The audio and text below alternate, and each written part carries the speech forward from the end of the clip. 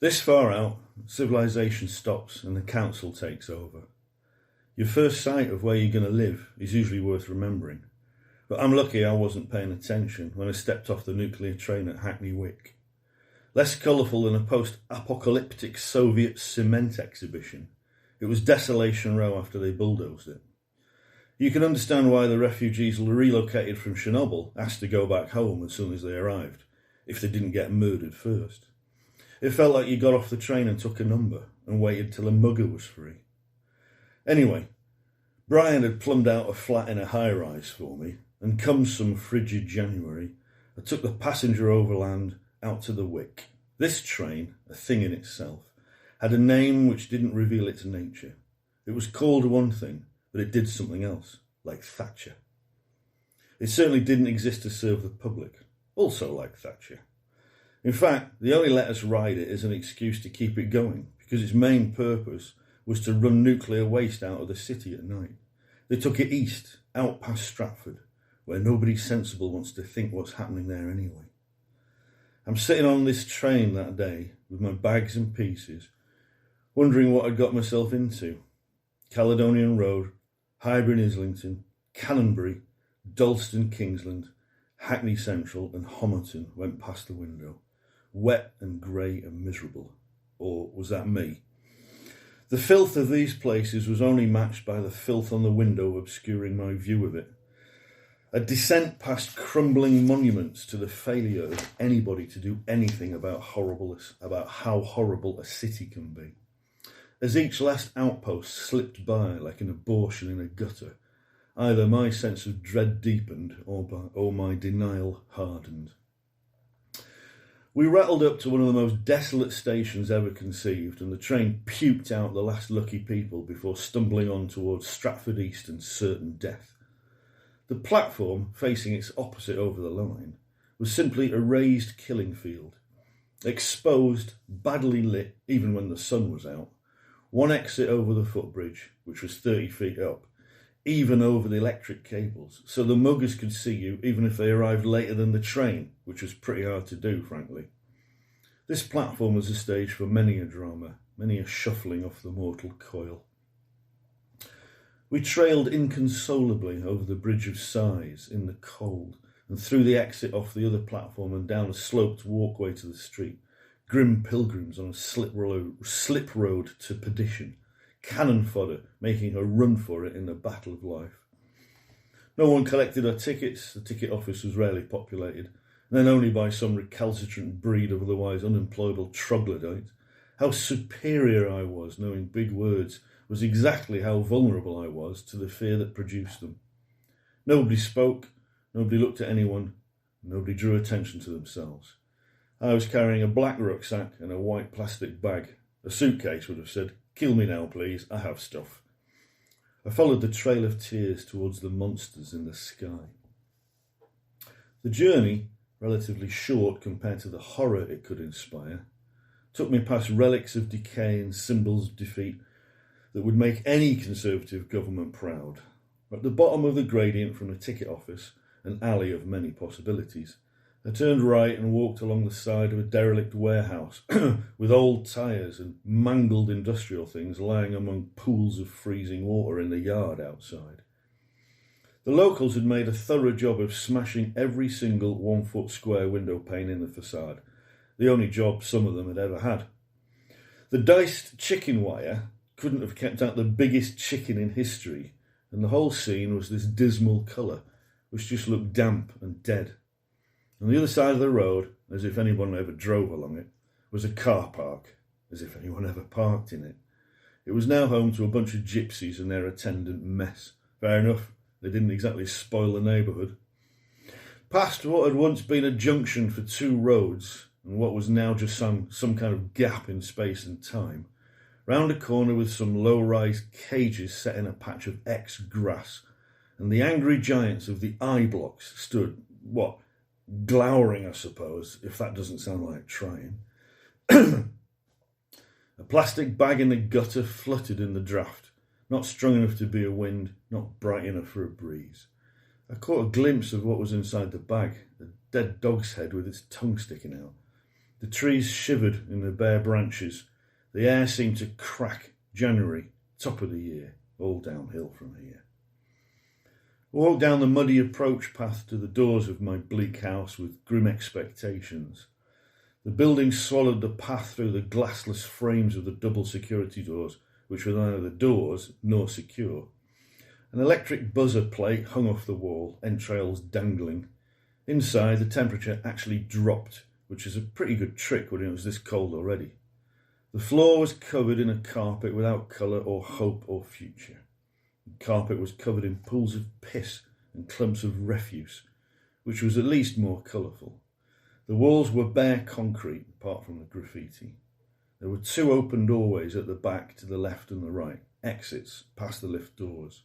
When you got this far, there wasn't much else to do apart from push the button and wait for the lift and hope no one came while he waited. He had a choice of lifts, one for the odd and one for the even floors. Waiting for the lift was not comfortable. There's no pretending it was. When the lift came, it made the foyer look plush.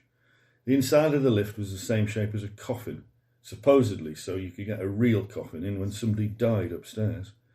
The 3 running rivulets of fresh piss on the blue plastic floor were less stagnant than the entrance pools. The walls of the lift were ribbed steel, so you couldn't write stuff on them, like help, I suppose.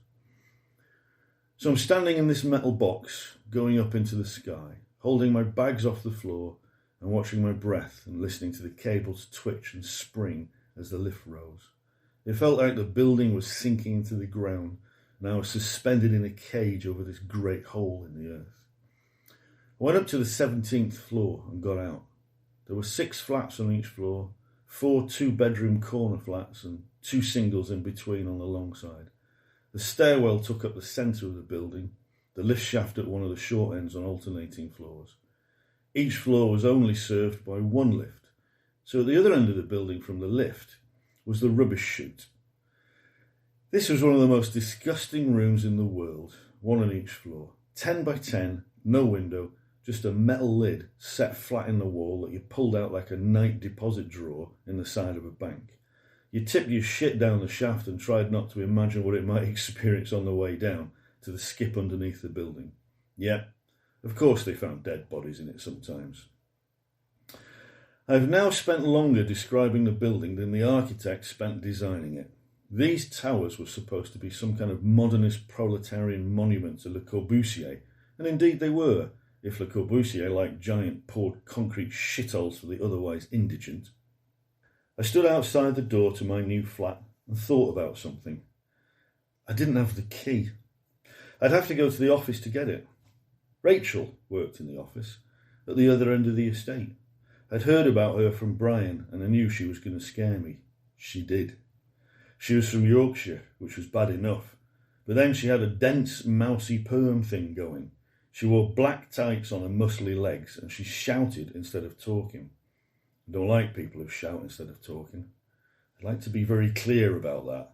I don't like people who shout. She was voraciously confident and looked like she could fuck you to death and eat you if you were any skinnier than Tarzan. I felt like a child telling her I didn't have the key to my new place.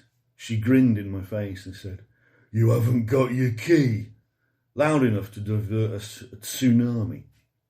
I could feel my scrotum shrivel up, and of course she sensed my timidity. I understood again why people kill other people. She found the key and we went back to the block, back up in the lift, my crappy plastic bag touching her black tights as I tried not to look at her thatched hair. She wasn't unattractive if you lived in the woods. I looked at the wall or the door or the ceiling to stop her starting a conversation.